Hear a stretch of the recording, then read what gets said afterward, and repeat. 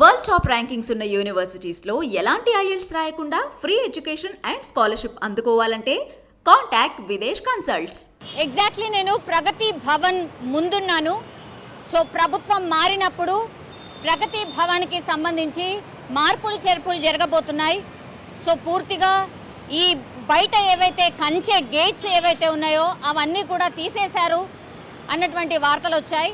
కొన్నిటేమో తీసేశారు అన్నారు, కొన్నిట్లనేమో తీసేయబోతున్నారు అన్నారు.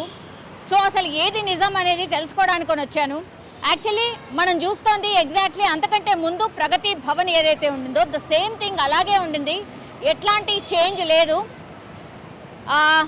ఈ కంచెలు ఏవైతే ఆర్ ఈ బ్యారికేడ్స్ ఏవైతే ఉన్నాయో వీటన్నిటినీ తొలగించేశారు అన్న వార్తలు వచ్చాయి.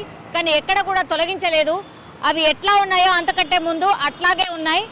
సో ఇప్పుడు మనం చూస్తోంది ఆ బోర్డు ఎక్కడైతే ఉందో, అంటే పోలీస్కి సంబంధించిన బోర్డు ఎక్కడైతే ఉందో అక్కడే గద్దర్ గారు, ప్రజాగాయకుడు గద్దర్ కూర్చొని చాలాసేపు కేసీఆర్ కోసం వెయిట్ చేశారు, అపాయింట్మెంట్ కోసం వెయిట్ చేశారు అని అక్కడ చూయించి అక్కడ కూర్చొని కుర్చీ వేసుకొని ఆయన 3 గంటల పాటు వెయిట్ చేశారు.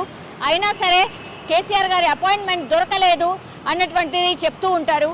సో ఇప్పుడు చూస్తే ఒకవేళ ఇవన్నీ తీసేశారా, మరి క్లియర్ చేసేసారా, ఎందుకంటే కొత్త ప్రభుత్వం వచ్చింది కాబట్టి క్లియర్ చేశారు అన్నటువంటి వార్తలు వచ్చిన నేపథ్యంలో నేను ఇక్కడికి వచ్చి చూసేసరికి ఇక్కడ ఎలాంటి చేంజ్ లేదు, త్వరలో తీసేస్తారేమో అనేసి ఇక్కడ ఉన్నటువంటి పోలీస్ ఆఫీసర్స్ కావచ్చు ఎవరినన్ను అడిగినా కూడా అదే చెప్తున్నారు. మాకైతే ఎట్లాంటి ఇన్ఫర్మేషన్ లేదు, ఎందుకంటే అది సెక్యూరిటీ పర్పస్గా పెట్టుకుంది కాబట్టి ఎవరైతే కొత్త సీఎం వచ్చారో ఆయన అలాగే కొనసాగించే అవకాశం కూడా ఉంటుంది, ఇబ్బంది ఏమీ ఉండదు.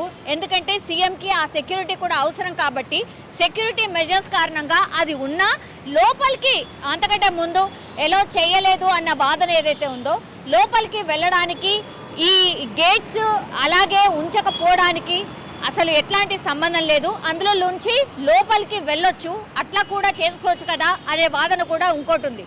కానీ ఇప్పుడు చూస్తే మాత్రం సో ఈ గేట్స్ ఏవైతే ఉన్నాయో ఈ గేట్స్ మాత్రం ప్రస్తుతం అయితే ఎక్కడ కూడా తొలగించలేదు.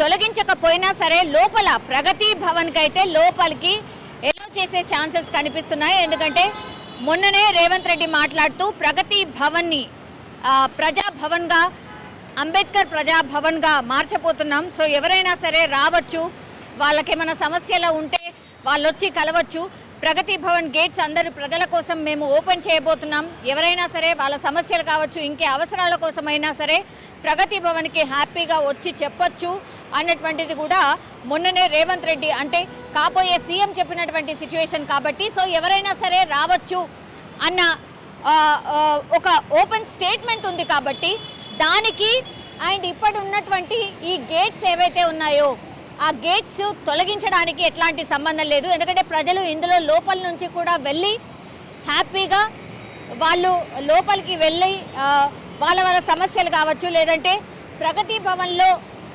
లోపలికి వెళ్ళే సిచ్యువేషన్ ఇందులో నుంచి కూడా ఉంటుంది. అందుకోసం ఇది తొలగించాల్సిన అవసరం లేదు అన్న వాదన కూడా ఒకటి ఉంది. కానీ నేను అన్ని వార్తలు విని ఇక్కడికి వచ్చి చూసినప్పుడు మాత్రం లేదు, ఇది అలాగే ఉంది, ఎట్లాంటి చేంజెస్ అయితే ఇంకా అసలు ఎట్లాంటి చేంజెస్ స్టార్ట్ చేయలేదు. మేబీ తొలగించాలి అని కొంతమంది మాట్లాడుతున్నారేమో, కానీ ఇక్కడ వచ్చి చూస్తే మాత్రం ఈ గేట్లు అనేటివి మాత్రం అలాగే ఉన్నాయి. ఈ బయట వైపు అంటే రోడ్డుకి ఆనుకొని ఉన్నటువంటిది ఈ గేట్ ఏదైతే ఉందో లోపలికి వెళ్ళేటటువంటి గేట్ అది మాత్రం అలాగే ఉంది, దాన్ని అసలు ఎట్లాంటి కదపలేదు. నేను వచ్చి చూస్తే మాత్రం యాజ్ ఇట్ ఈస్, అంతకంటే ముందు ప్రగతి భవన్ ఎలా ఉందో ద సేమ్ థింగ్ అలా ఉంది. సో ప్రగతి భవన్ గేట్లు మరి ప్రజల కోసం ఎప్పుడు ఓపెన్ అవుతాయి.